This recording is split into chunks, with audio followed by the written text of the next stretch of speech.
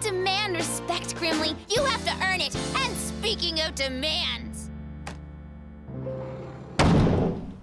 Tra-la, tra-la-la-la-la, twirly-twirly-dum. Bang, bang, shoo-little-lulu, Nickelodeon. I remember not being too into the show as a kid, and I always wondered why walking into it. I mean, I liked pretty much every other Nicktoon as a kid up to this point, even Doug and Cat Dog. The show came out when I was 8 years old, and at that age, you can't really distinguish whether something is good or bad, even to yourself. Sure, you can have vague ideas and such, and you can definitely point out your favorites. But at this point in time, my logic was, if it was animated, it was a good show. If it was live action, it was crap. And yet, As Told by Ginger was a little bit of an exception. I mean, a lot of boys were probably hesitant to watch the show because it was clearly aimed at a female audience, more so than any other Nicktoon, with the exception of, I guess, Winx Club.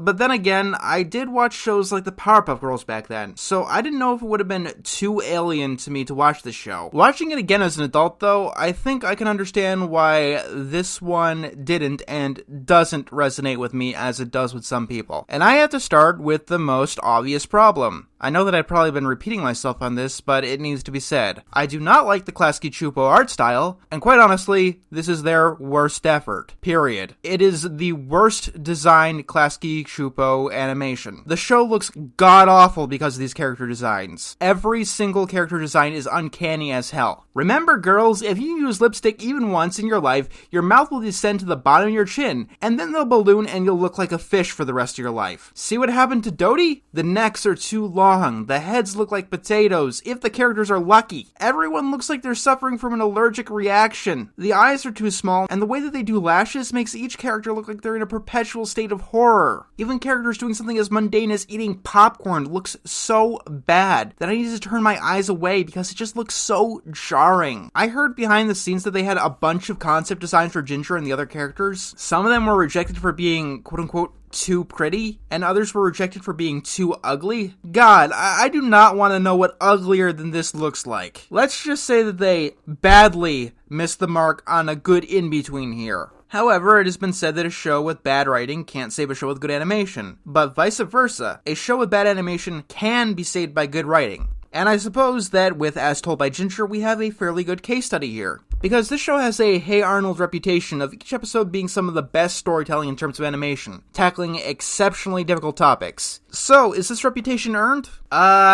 Yes and no. As Told by Ginger definitely deserves a lot of the credit it gets. It has tackled many, many difficult topics that other cartoons would not dare to. One of the most famous episodes is Ginger writing a sad poem and the adults in her life thinking that she has depression, which is relatable in some of the worst ways. As a kid, I was extremely hesitant to write anything sad or deep for that exact reason, fearing that the adults in my life would think that I was broken or deranged or some way. Then I learned as I got older that when I was actually depressed, the adults wouldn't give a shit, even if I made it as obvious as possible, so there's that. The show has tackled other topics too, like puberty and death, and things that you wouldn't experience in most other shows. However, I think that one of the issues with As Told by Ginger is that sometimes they bite off a lot more than they could chew. One episode is about puberty, or rather the pituitary gland. It was actually really shocking to actually hear them mention the word sexy, in a kid's cartoon. However, the episode itself is about Ginger acting incredibly awkward trying to get a boy's affection. As an adult, it's very, very hard to sit through, and more for just that popcorn chewing animation that is going to haunt my nightmares for the rest of my life. The show is very much from a teenager's perspective, and for what it's worth, I do think that it captures their voice very, very well. It does it a lot better than Simple Plan, at any rate. The problem of the matter is that for many, many people, adolescence is a time that they'd rather forget. Bodies changing awkwardly, trying to navigate the world all around you, having all of these new responsibilities. Your parents expect you to act like an adult while only having the privileges of a child, and many, many other great things that make adolescence hell. If anyone tells you that high school is the best time of your life, they're lying. And honestly, I think that might have been why I wasn't into the show as a kid. Like I said, I was like 8 when it came out. And the drama of a typical teenager is not something that I would have been interested in. By the time that I was old enough to relate to the show, it wasn't on anymore. And well, now I'm too old to really relate to it. I get that some people do look back fondly on this portion of their life. After all, Big Mouth is popular for some reason, but it's something that I just cannot stand. During the Ginger segments of the episodes, I was quite honestly bored as an adult. Not as much as Doug, thank God,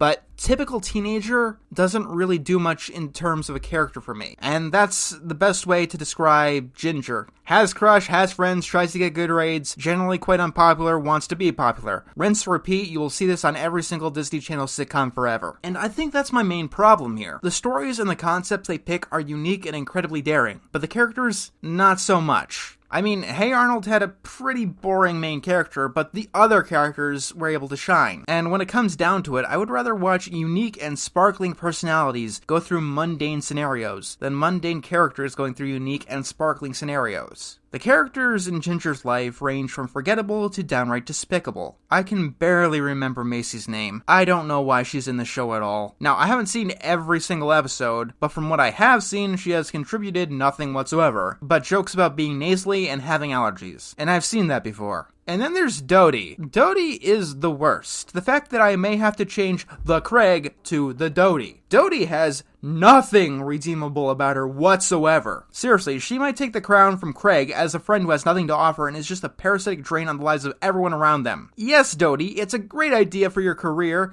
to publicly name and shame every kid who has lice. I'm sure that'll make you popular as hell, you psychopath! That's her most infamous showcase, but Jesus Christ, if she has had an episode or an appearance that has come close to passable, I have not seen it. And I don't think that I will. Also, once again, she looks like a fish. One of the only characters that manages to rise up to a point of interest is Courtney. She's this rich girl who seems to have, a fascination with Ginger. It's definitely a rather interesting and a unique take on the spoiled rich kid trope. Usually in shows like this, they're just incredibly popular and just completely ignore the main character kid. But no, Courtney kind of almost behaves like a zoologist towards Ginger. It's definitely interesting at the very least. The problem is that she hangs out with Miranda. Miranda is Mean Girls. You can get the same experience of watching her as you can get from watching that movie. However, there is the set of characters in the show that I really did like, and that was Carl and Hoodsy. I found their plots consistently interesting. Carl is this kid who's into gross things, and is always in dark operations with his schoolmates.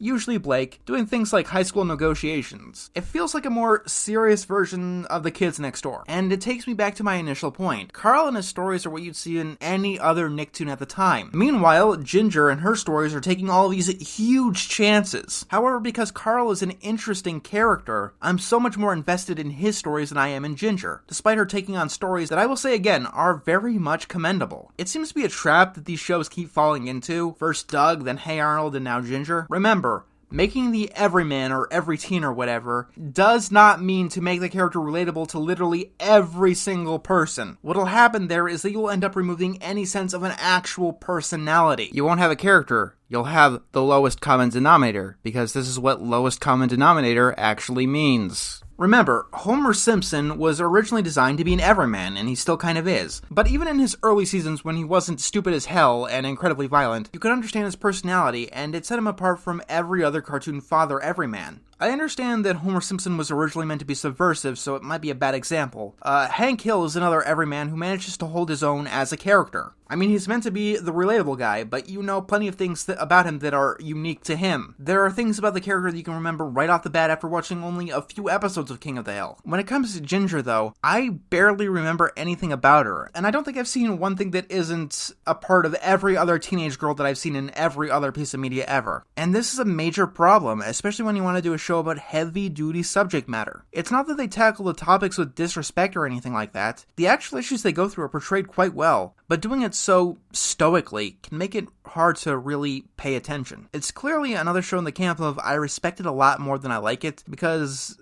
this one is clearly not up my alley. Coming up next on Nickelodeon.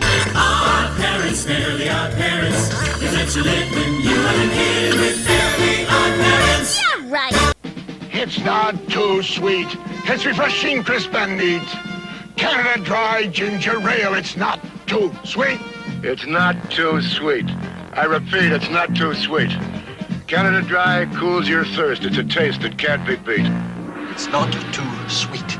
It's a cold, refreshing treat. Canada Dry Ginger Ale. It's not too sweet. Regular or diet, it's more refreshing because it's not too sweet.